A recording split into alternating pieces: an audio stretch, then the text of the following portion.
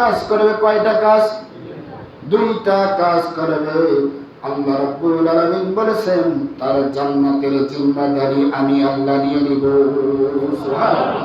তাহলে এই দুটো বিষয় কি কি কাজ জানা দরকার আছে না?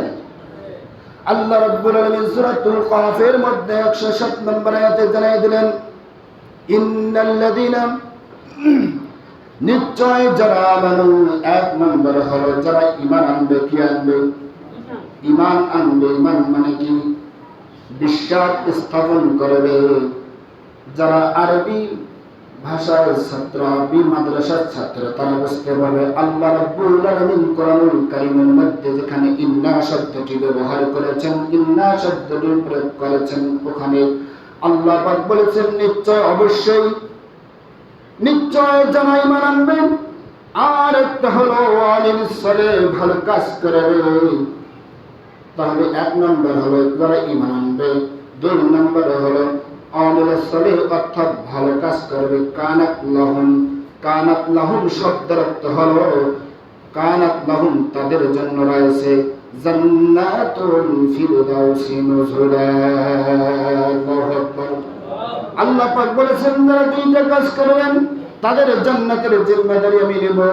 কানাত লাহুম তাদের জন্য রয়েছে জান্নাতুল ফিরদাউসি নুজুলা, তাদের জন্য রয়েছে জান্নাত। কি রয়েছে? আমরা জান্নাত যেতে চাই কি চাই না? কোরআনকে বিশ্বাস করি কি করি না? এই আল্লাহ পাক যে ওয়াদা দিলেন যে যারা দুইটা কাজ করবে সে জান্নাতে যাবে।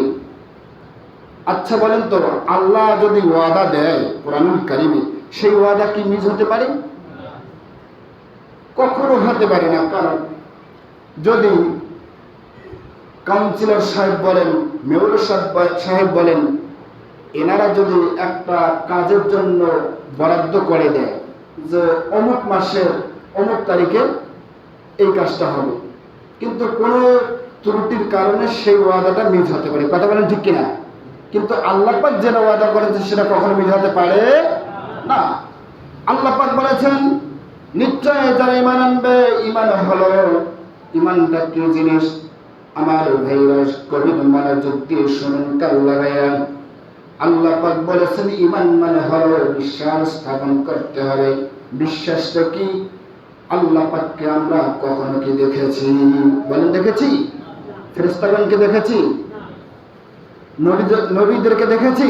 না। কিন্তু না দেখার সত্ত্বেও আমরা বিশ্বাস স্থাপন করেছি একজন আল্লাহ আছে, ফেরেশতা আছে, নবী আছে। এগুলো আমরা না দেখে সত্ত্বেও বিশ্বাস করি। এটাই হচ্ছে ঈমান। আর আমিলুস সালিহ শব্দের অর্থ হলো ভালো কাজ করতে হবে। ভালো কাজ কি? মানুষের আয় ঠেলা জমিনের, এটা কি ভালো কাজ? না। ভালো কাজ হচ্ছে আল্লাহ পাকের যেগুলো